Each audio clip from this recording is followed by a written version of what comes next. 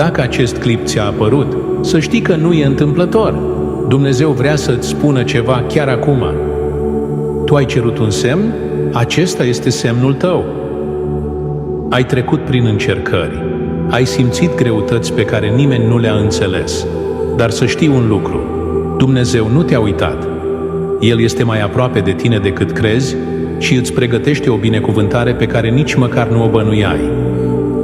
Astăzi, Dumnezeu rupe lanțurile care te-au ținut pe loc. Astăzi, El îți pune pace în inimă, îți deschide drumuri și te ridică de unde ai căzut. Nu te mai îndoi. Ceea ce ai cerut cu lacrimi vei primi.